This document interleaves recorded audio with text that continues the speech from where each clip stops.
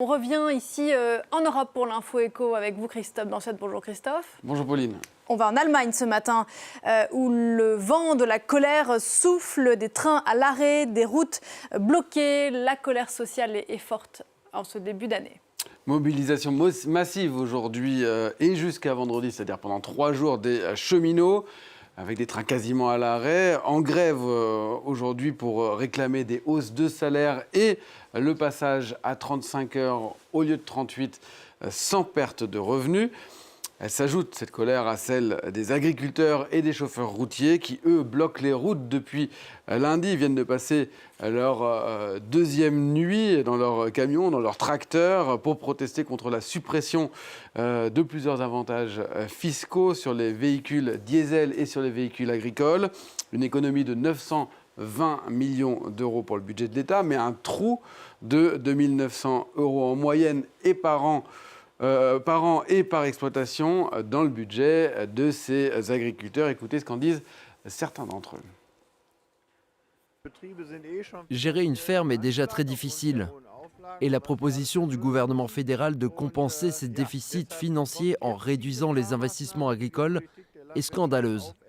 Cela a laissé les agriculteurs extrêmement en colère.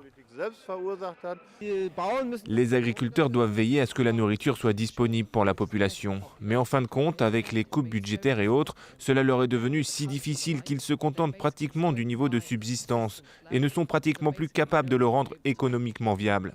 Et à un moment donné, l'argent s'épuise.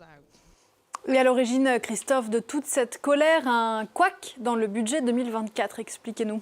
Un couac en raison d'une décision de la Cour constitutionnelle allemande. Le gouvernement avait construit ce budget en réorientant une partie d'un fonds spécial qui avait été mis en place après la crise du Covid-19 pour financer un virage vers de l'économie allemande.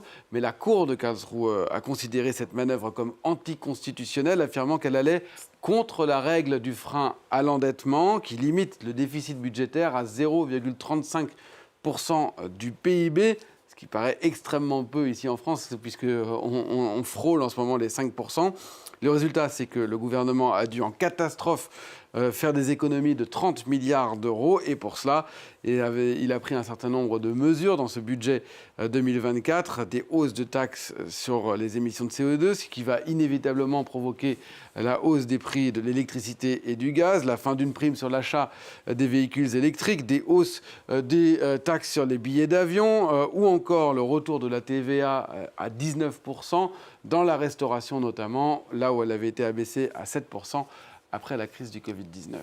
Au prix d'un vent de colère contre le gouvernement, donc, voire d'une rupture avec la population et même au sein de la coalition. Oui, parce que la réorientation de ce fonds Covid-19, 60 milliards d'euros, constituait, si vous voulez, une sorte de ciment pour cette coalition. La pirouette budgétaire permettait d'un côté aux écologistes du ministre de l'économie, Robert Habeck, de financer le verdissement de l'industrie. Ça permettait également la modernisation du réseau ferroviaire. Pour les sociodémocrates, eh bien, ils pouvaient financer des mesures plus sociales, comme un revenu de citoyenneté. C'est des sociodémocrates du chancelier qu'on voit ici, Olaf Scholz. Et pour les libéraux, cela évitait des hausses d'impôts et de taxes. On voit que tout cela a volé en éclats dans ce budget 2024. Et ça ne fait pas les affaires de l'économie allemande qui ne va pas très bien. Une économie en récession qui ne devrait pas redémarrer de si vite.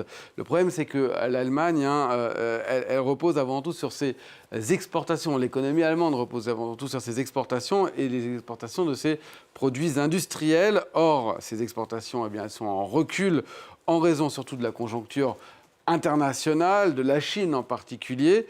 Et par ailleurs, les coûts de fabrication pour cette industrie ont beaucoup augmenté en raison de la hausse des coûts de l'énergie, du gaz en particulier. Après la guerre en Ukraine, les industries allemandes achetaient du gaz russe très peu cher, ce qui est désormais terminé. Alors on vient de le voir, un certain nombre de taxes décidées dans ce budget 2024 vont provoquer la poursuite des hausses des prix de l'énergie, du gaz encore une fois.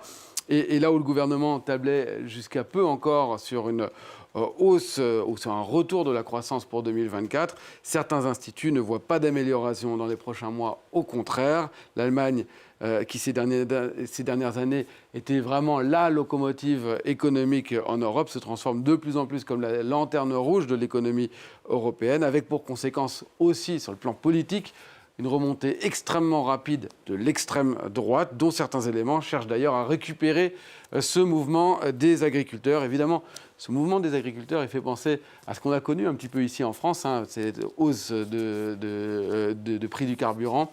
Ça fait penser évidemment au mouvement des Gilets jaunes qu'on a connu ici en 2018 et 2019. Merci beaucoup Christophe, c'était l'Info Éco. On vous retrouve aux alentours de 9h15 dans Paris Direct.